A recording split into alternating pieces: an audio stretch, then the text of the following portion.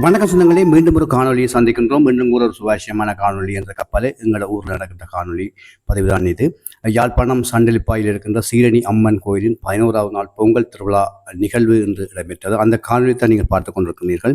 இந்த பொங்கல் திருவிழா என்று சொன்னாலே இக்கிராமத்தில் வாழ்கின்ற அனைத்து மக்களுக்கு அப்பால புலம்பெயர்ந்த நாட்டிலிருந்து கூடி இங்கு வருகை தந்து தங்கள் நேர்த்திக்கடனை நிறைவேற்றுவதற்காக இன்று வருகை தந்திருக்கிறார்கள். இது 11வது நாள் திருவிழா.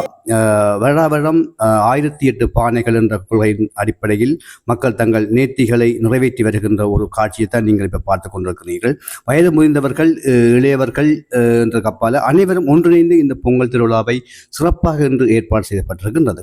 உண்மையிலே பார்த்தீங்கன்னு சொன்னால் இந்த பாருங்கள், இந்த அம்மன் கோயிலுக்கு முன்பாக அனைவரும் ஒன்றிணைந்து இந்த பொங்கல் திருவிழாவில் கூடியிருந்து நாங்கள் நேர்த்திக்கடனை தீர்ப்பதோடும் ஆரம்ப நிகழ்வு இங்கு முதலாவது பானை நிகழ்வு கோபுரத்துக்கு முன்பாக வைக்கப்பட்டு பொங்கல் நிகழ்வினை ஆரம்பிக்கிறார்கள் கோயில் நிர்வாகத்தினர். உண்மையிலே சிறப்பாக இருந்தது. அனைவரும் ஒன்றிணைந்து இந்த பொங்கல் நிகழ்வை ஆரம்பிப்பதற்கு தயாராகி கொண்டிருக்கிறார்கள். உண்மையிலே இவ்வாறான நிகழ்வுகள் கிராமத்தில் ஒவ்வொரு ஆலயங்களில் நடைபெறுவது இருந்தாலும் கூட இங்கே சீரணியில் 1008 பானைகள் வைத்து பொங்குகின்ற நிகழ்வு தொடர்ச்சியாக நடைபெற்று வருகின்றது. மக்கள் தங்கள் நேர்த்திக்கடன்களை நிறைவேற்றி கொண்டிருக்கிறார்கள். உண்மையிலே இவ்வாறான நிகழ்வுகள் நடைபெற வேண்டும். மக்கள் ஒன்று கூடி தங்கள் வழிபாடுகளையும் ஒற்றுமையையும் நமது கலாச்சாரங்களை பின்பற்றி இவ்வாறான நிகழ்வுகள் ஒவ்வொரு கிராம மொழியிலும் இடம்பெறுவது என்பது மிகவும் ஒரு வரவேற்கக்கூடியவும் ஒரு அத்தியாவசிய விடயமாகவும் இருக்கின்றது. உண்மையிலே இந்த நேர்த்திக்கடன் என்பது தமிழர் பாரம்பரியங்களை பின்பற்றி தமிழர்களுடைய பழக்க வழக்கங்கள், தமிழருடைய ஆன்மீக வழிபாடினை, ஆன்மீக செயற்பாட்டினை மையமாக வைத்து இவ்வாறான நிகழ்வுகள் தொடர்ச்சியாக நடைபெற்று வருகின்றது. தமிழர் பகுதியில் மிகவும் பெருமையாக இருக்கின்றது.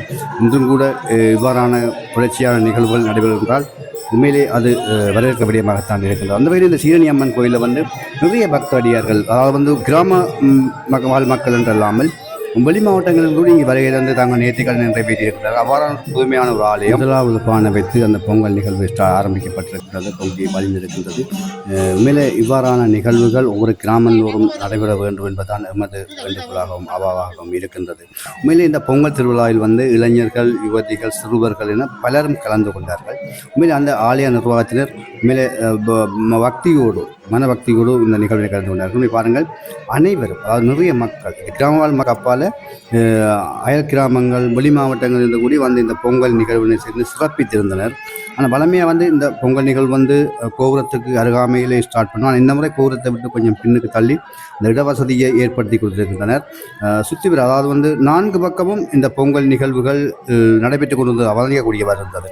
உண்மையிலே இந்த கிராம மக்களுக்கு என்ற அப்பால் நிறைய மக்கள் 4 பகுதி, அதாவது வடக்கு வீதி, கிழக்கு, தெற்கு வீதி, மேற்கு வீதி என்று அனைத்து வீதிகளிலுமே பொங்கல் நிகழ்வு நடைபெற்று அவதானிக்கக்கூடியதாக இருந்தது.